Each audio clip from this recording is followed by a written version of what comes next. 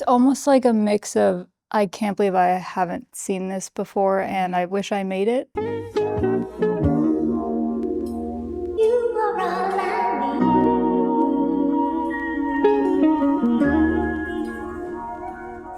Okay, so we're going to start with just like open-ended questions about your relationship to research and referencing. We're here in the Vowels Library. It only makes sense to start talking about books.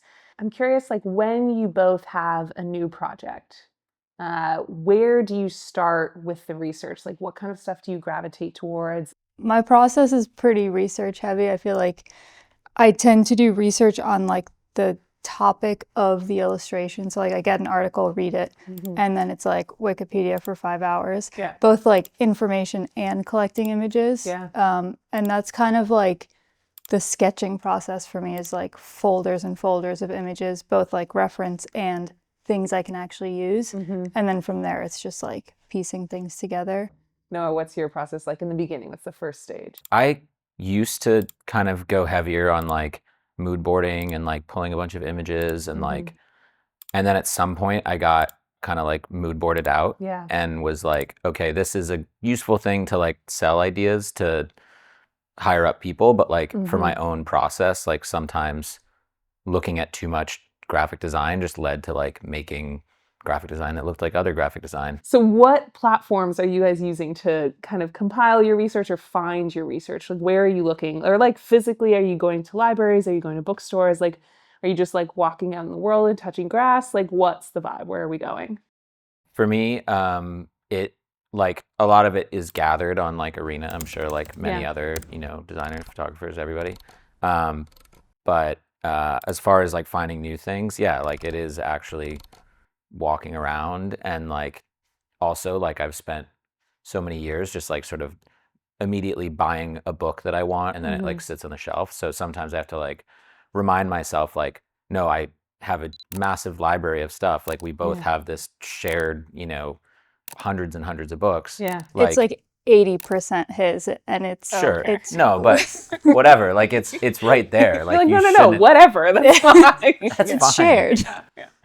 But yeah, like you forget that you have that sometimes. And the nice thing about opening up a book that's like, it's when you go on Arena, it's like everybody's looking at the same things and everybody has the same references. And if you have a book that's not even super obscure, but that page of the book has not been scanned and uploaded and is just generally not in the digital world, it's suddenly like way more special or different than what you'd see online, which I think is nice. But yeah, we're surrounded by books in our apartment. Okay, so you've got a giant library of books. Is there, like, are you coalescing around certain themes, genres, looks? Are you just like, I really love the big tall ones? Like, what do you feel like your tendency is towards? I feel like there's kind of two categories. One is like, you buy this knowing you'll probably want to come back to it. Like either it's like a color pairing book or a book of old patterns from the 90s that you want to scan or something. Like practical like resources. More tool-based. And then there's like artist monographs or something. And you're like,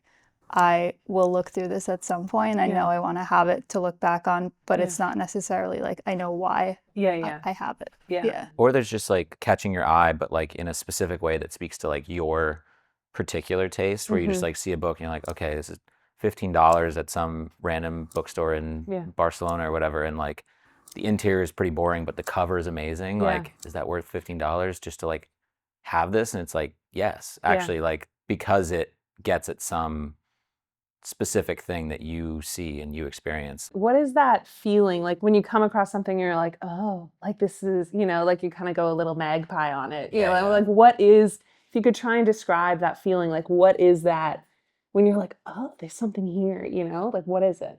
It's almost like a mix of, I can't believe I haven't seen this before and I wish I made it. Like that's the thing, when you feel that, you know, it must be really good. It's a reference in the sense like not even necessarily visually, but in how it made me feel. Like look how simple it is. How can I do something like that? Yeah. Can you think back to like your upbringing, your childhood? What kind of like scenes or communities were you a part of that felt really like the aesthetics, like the look of it felt very influential or feels very influential now to this day? I mean, for me, definitely music in general was kind of the inroads there. My dad was a musician, like, you know, pursued a band after college and they made all their own like DIY flyer kind of things. What and kind of like, music?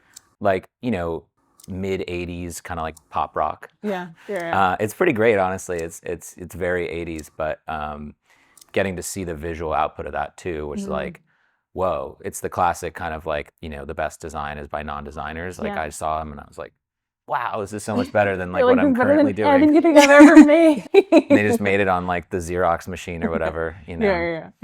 Yeah. So that was a kind of foundational one, I feel like. Yeah, that's great. Chantal? I'm like blanking. I know that like as a preteen, I loved magazines and like cutting things out for magazines and those like pop posters we used to put up all over our walls. But as a kid, I feel like I never really loved like kids stuff. Like I wasn't really super interested in children's books and stuff like that. So I guess it was straight to magazines. Yeah. Okay, cool. So we're gonna take you guys to the library now.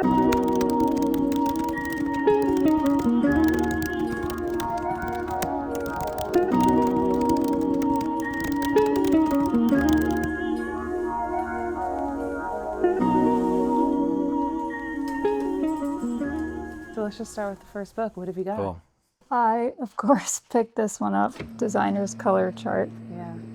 I feel like any color reference book is calling me just because I struggle with color. And I feel like this one, we have a few like books at home that are like a dictionary of color combinations. It's like 2 volumes of like this tiny Japanese one. Yeah. And they don't have CMYK values, and these do, which is great. And they even have like 4 different paper types that they're sort of showing different colors on. Oh, that's cool. Which is nice. What's next? Cool. I have this music graphics book. Yeah.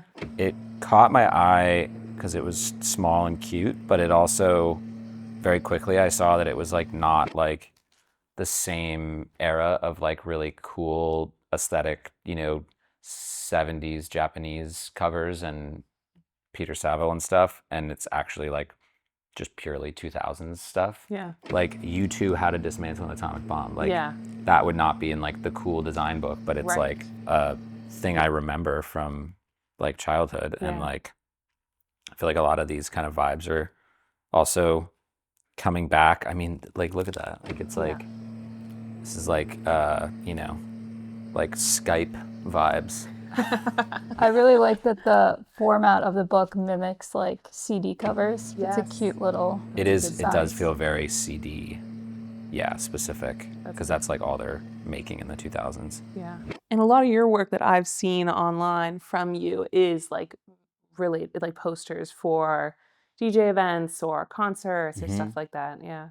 It was definitely like the first area of design clients that I like really wanted to work with was music, because I was just like, it's such a fun thing to be able to like be the visual companion to the music. Even though you're not like actually part of the, you know, production process or anything like that. Like it's sort of like the closest you can get. Yeah. What's next? Book of Denim.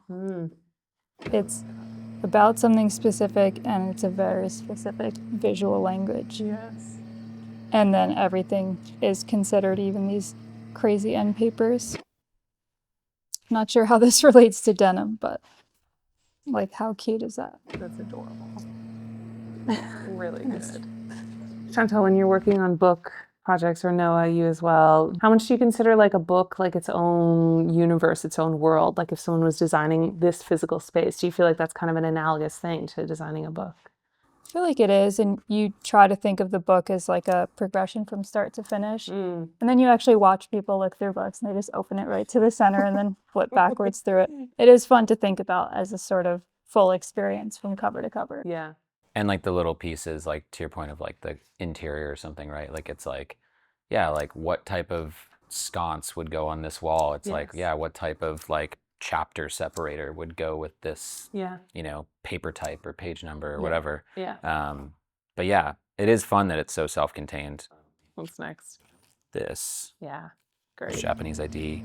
I mean, the colors just like instantly grabbed me. Yeah. This is so nice. And it's just so saturated and like full, you know? Yeah. And then you have this amazing Bruce Willis in the air duct So ad good. right away. For like what, a beer or something For like like that? yeah, post water, like like a soda, or Yeah. you know what I mean. Yeah. Oh, I totally missed this too. A very cute Stussy ad with a big bulldog, very appropriate for us. Yeah, it's just really filled with stuff and really good, and they are like sort of, you kind of can't tell sometimes the difference between the pages that are like really beautiful ads and really great editorial design. Yeah. This was the specific page that kind of got me. Oh, This yeah. one right here. I mean, this whole spread. It's really good. Really good.